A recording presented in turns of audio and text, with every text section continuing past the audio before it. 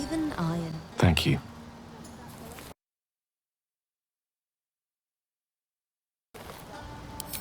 There's that confidence I like. I thank you for seeking me out.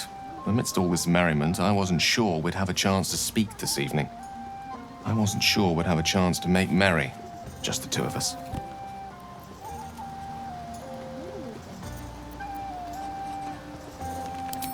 As they say in Waterdeep, in wine there is truth. That's usually followed by, in water there is good sense. Good sense will have to wait till tomorrow.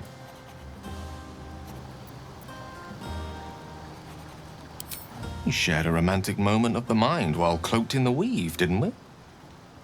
And I seem to recall a fond allusion to that moment afterwards. Allow me to make the following proposition. There's a book that circulates in Ulm, detailing the first 1,000 nights of a newlywed king and queen. They turned everything they did into an art. The art of conversation. The art of taste. Time-honored and newly acquired. The art of the body. The exploration and acceptance of the self and the other. The art of the night itself. I say we take a page from their book.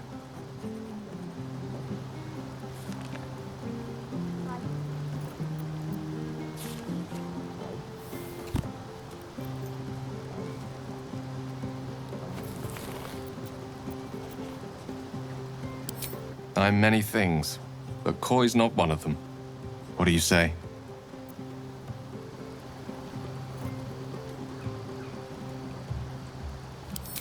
That's because I'm full of delights. We'll let the night run its course, and when everything is quieting down, safe in the arms of sleep, I'll come by to find safety in yours. The buzz of celebration quiets to a soothing hum as you approach your bunk. Though you seek repose, you needn't spend the night alone. With whom will you share a bed? Your heart skips a beat. What treasures might this night bestow?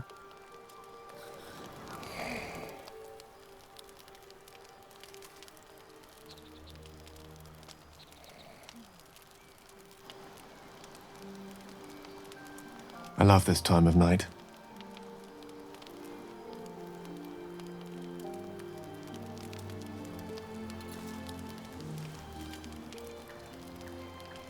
There's almost a reverent silence that accompanies the peak of darkness.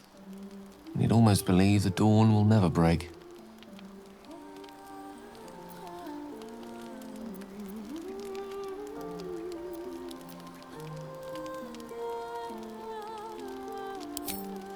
With her soft light, like a film of snow, eternity's an illusion. And yet, the timelessness of lovers, that most beautiful of fantasies.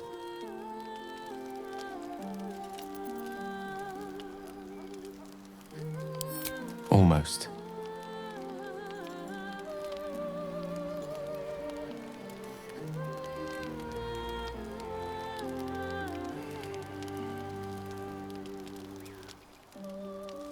Now it's real. I'm of the opinion one should try and excel at everything. How about we move on to everything?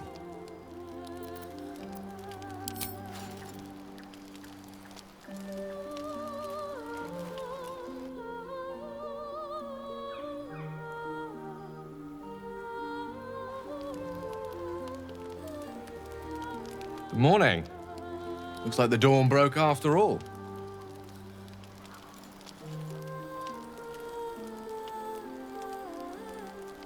So much for the timelessness of lovers. It's all right.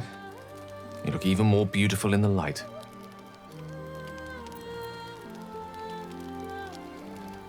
Like I said, I try to excel at everything. I know we have to get moving again soon, but before we part, I'd like to tell you something. I'd like to tell you a story. I hope it will be lovely still by the time we reach the end. It's a story full of answers long overdue. It is the story of a man who fell in love with a goddess.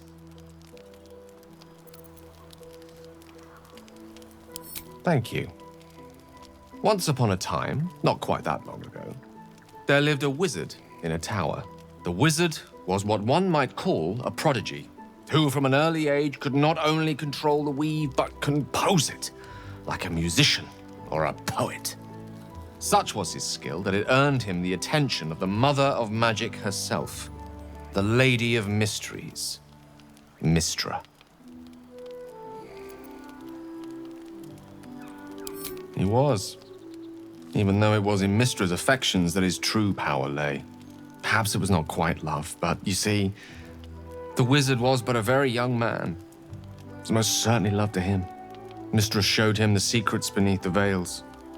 The gossamer veils first, draped across the weave. The delicate veils next, draped across her body. Chosen one, she whispered, and she slipped them off completely.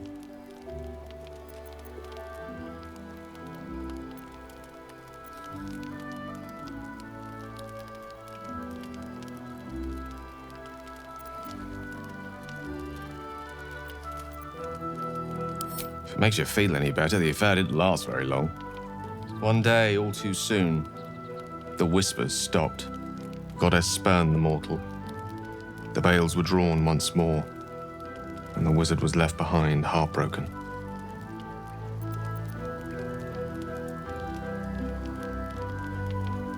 Poor wizard. Silly wizard, too. For he wouldn't take no for an answer. Like so many of the heartbroken, he did something infinitely foolish. One has to think big if one seeks to win back a goddess. So the wizard thought big.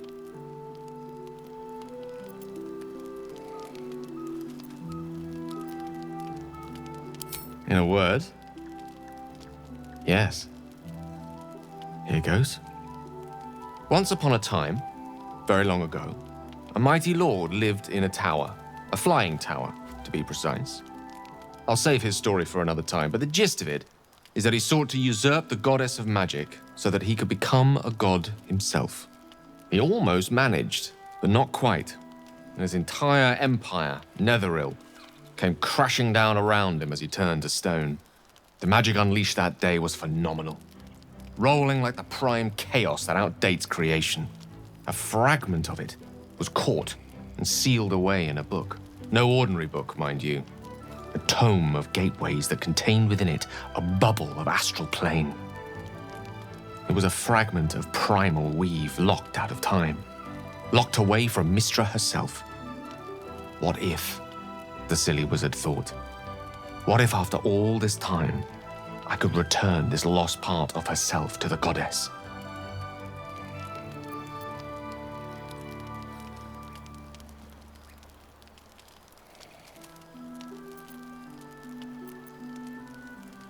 The answer was to try, and the outcome was to fail. Here, place your hand over my heart. Let me show you. You feel the tadpole quiver as you realize Gale is letting you in. Into the dark. You see through Gale's eyes, staring down the corridors of a dread memory. A book, bound, then suddenly opened. Inside, there are no pages, only a swirling mass of blackest weave that pounces. Its teeth, its claws, it's unstoppable as it digs through you and becomes part of you. And gods, is it ever hungry.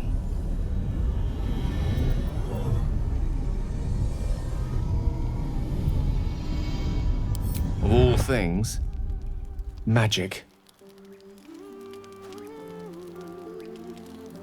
This Netherese taint, this orb, for lack of a better word, is balled up inside my chest. And it needs to be fed. As long as it absorbs weave, it remains stable, to an extent. The moment it becomes unstable, however,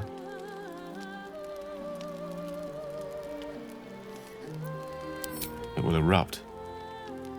I don't know the exact magnitude of the eruption, but given my studies of Netherese magic, I'd say even a fragment as small as the one I carry, it'd level a city the size of Waterdeep.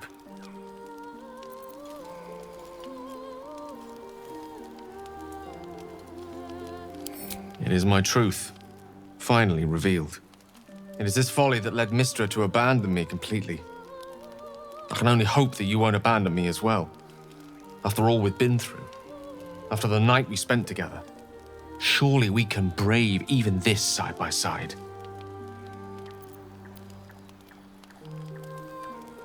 That is a great relief. Oh, a great relief indeed.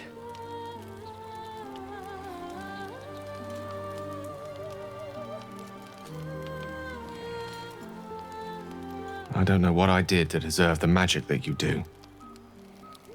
Many challenges lie ahead, but in this moment I believe nothing to be insurmountable. The road awaits. Shall we? Or do you have questions for me? I'll be honest with you. I don't know. She's my muse still, the embodiment of magic. But the embodiment of love? Only if we ever meet again will I know.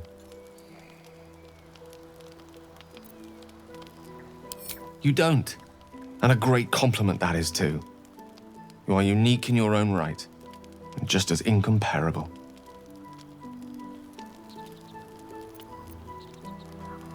The orb was kept safe and inert in a pocket of astral plane suspended in time.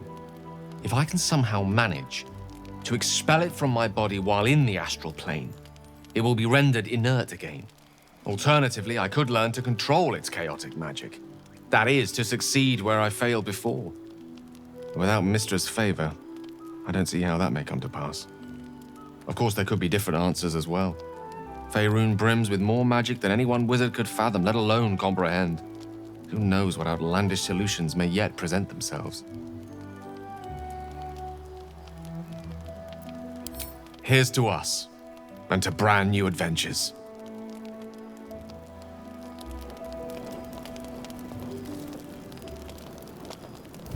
I help.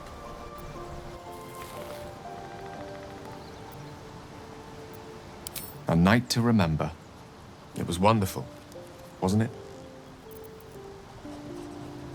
Before we go on, though, do first let me apologize. To share such a night with you only to tell you of a previous lover the next morning, it wasn't the most gentlemanlike behavior. But I had to finally tell you. Silence would have been far worse behavior still. Nevertheless, I am sorry.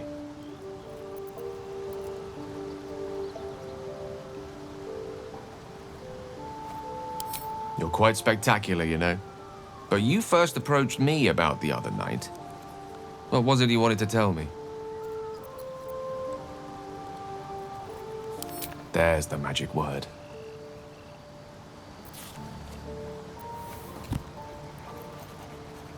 If it should ever come to that, if I ever know I am no longer able to stop it, I will do anything I can to ensure no one but me pays for my mistakes. I will find the remotest place on the surface of Faerun, or perhaps far below in the depths of the Underdark. I will await that death, alone. I promise I will not betray your trust. You kept me by your side despite the menace that I am. I cherish you. If worst comes to worst, I will be long gone before the curtain falls. Ah, yes. Karsus. Karsus was perhaps the most powerful wizard that ever lived. The child who would be a god, the elves called him. And he tried. With a spell of his own devising, he endeavored to usurp in one fell swoop the power of the goddess of magic. Mistral, she was called then. Imagine what it must have felt like to be a god, to know yourself, to be untouchable, to be mistaken. As Karsus aimed his spell at her, she began to unravel, and with her, the entire weave. Too late did he realize what he had unleashed. It would have been the end of everything had not Mistral sacrificed herself. The goddess of magic is all magic. By dying, the entire weave was lost, and the spell that challenged a god failed. It was the end of Mistral, the end of Karsus, and the end of an entire civilization. As the child who would be a god was turned to stone, his empire came crashing down around him. The floating cities of Netheril were no more, an event that came to be known as Karsus's folly.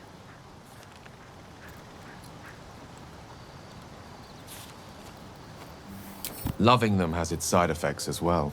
Now, so many centuries later, I try to follow in the footsteps of Karsus. Not to destroy Mystra, but to prove my love for her. I tried to control only a fraction of the magic that was unleashed that fateful day.